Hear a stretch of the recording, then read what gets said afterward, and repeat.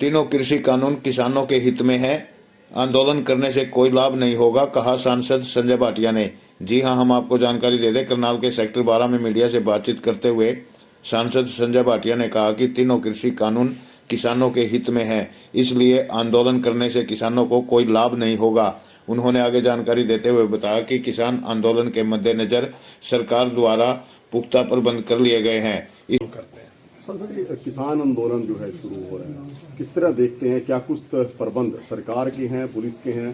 क्या हालात पहले जैसे रहेंगे? देखिए, मीडिया के माध्यम से जैसे आपको पता लग रहा है और आपके माध्यम से हमें पता लगता है कि सरकार ने अपने इंतजाम तो पूरे किए हैं, लेकिन मैं इसमें एक सामाजिक सरोकार के नाते कहना चाहता हूँ, पिछली बार भी किसान आंदोलन रहा, जिसके कारण मैं समझता हूँ कि पूरा जीटी रोड के ऊपर साल के लगभग सभी अपने किसान भाई वहां पर बैठे रहे, आंदोलन करने वाले बैठे रहे।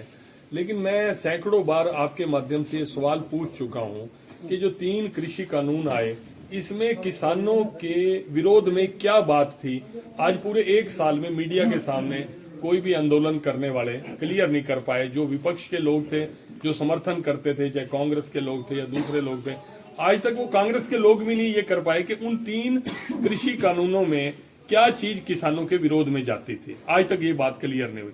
मैं उसमें भी अपना ही फेलियर मानता हूं कि हम जो बीजेपी के लोग थे या हमारे जैसे लोग थे, हम जाकर उनको कन्विंस नहीं कर पाए कि ये आपके हक में है, आपके फायदे में है। तो मैं समझता हूं आज फिर वही दोबारा, इसमें नुकसान देश का होता है, सरकारी संपत्ति का होता है और काम रुकता है। लोगों को बड़ी असुविधा होती है, कोई बीमार है, कोई बुजुर्ग है, कोई बच्चे पढ़ने वाले हैं, सबको असुविधा होती है। मैं तो आपके माध्यम से उन सभी से जो किसानों का एक्चुअल में भला चाहते हैं, इस तरह के आंदोलन से कोई लाभ मिलने वाला नहीं। सर, पंजाब के सीएम कह रहे हैं पंजाब और इंडिया का बॉर्डर बना दिया गया है। देखो, पंजाब के सीएम भगवत मान, जितने मेरे ख्याल पूरे सोशल मीडिया में मैं देखता हूं, जितना मजाक उनकी एडमिनिस्ट्रेशन का हो रहा है, किस तरह उन्होंने पंजाब को दिवालिया बना दिया। वो एक जैसे कॉमेडी कलाकार फिल्मों में थे, वो मुख्यमंत्री बनने के बाद भी वही कॉमेडियन का रोल ही कर रहे हैं। सुप्रीम कोर्ट से कई बार लताड़ खा चुके हैं। जहां सुप्रीम कोर्ट हमारी हरियाणा की सरकार की, मनोहर लाल जी की जो कार्यशैली की प्रशंसा करता है, वह उनका करता है। और वो जो फ्री की चीजें बांटने में जो उन्होंने नारे दिए, लाभ किसी को नहीं मिला, लेकिन पंजाब दिवालिया हो गया। अब वो ही इस सारी चीज के पीछे हैं, वो ही उनको उकसाकर एक तरह से अपना तो बट्ठा बिठा चुका है पंजाब इस तरह के कामों से। बाकी स्टेट को भी वो दिक्कत में करना चाहते हैं। तो उनको कहो कि अब आप एक कॉमेडियन नहीं हो, अब आप एक बड़े जिम्मेवार मुख्यमंत्री और इतनी बड़ी स्टेट के, जो स्टेट पंजाब स्टेट हमारे हिंदुस्तान का ताज है, जिसको हम बड़ा भाई कहते हैं, क्योंकि हरियाणा पंजाब में से ही निकला, इसलिए पंजाब को हम अपना बड़ा भाई कहते हैं। तो हम चाहते हैं कि देश की तरक्की में वो सहयोग करें, ना कि इस तरह के काम करके नुकसान करें। हरियाणा में इंटरनेट बंद कर दिया गया, दूसरा दिन है। वो इंटरनेट आप समझते हैं कि अफवाह ना फैले, किसी तरह का अफवाह के अंदर, पहले भी अफवाहों के कारण ज्यादा नुकसान हुआ, अफवाह ना फैले। ये जो उनका लीगल प्रोसेस है, एहतियातन प्रशासन जो भी करता है, उसकी गाइडलाइंस होती हैं। बड़ी सड़कों पे कीले लगा देना, इतने बैरिकेड्स लगा देना, नहीं मानते कि आम जन के लिए एक देखिए, आपको सड़क पे बिछे हुए कील तो दिख गए, लेकिन वो वीडियो शायद आपने नहीं देखे, जो हाथों में हथियार, डंडे और लेकर वो ट्रैक्टर ट्राली लेकर, वो चीज को भी मुझे लगता है कि आपको हाईलाइट करना चाहिए। सड़क के कील तो आपको दिख रहे हैं, वो भी सिर्फ इसलिए कि इस तरह के जो शांति प्रिय लोग हैं, जो आम जनमानस है, जो रोजमर्रा की नौकरी करने वाला आदमी है, जो मजदूरी करने वाला आदमी है, जो हरियाणा का किसान है, उनको दिक्कत ना हो। भाई, तुमने आंदोलन करना है तो अपने पंजाब की सरकार ही उसको प्रोजेक्ट कर रही है, तो पंजाब अपने पंजाब में ही करवा लो आंदोलन। पंजाब भी तो इस हिंदुस्तान का हिस्सा ही है। अगर आपको ये अच्छा लग रहा है तो आप अपनी स्टेट में रख लो। एमएसपी को लेकर कर रहे हैं, एमएसपी पूरी देश की है सर।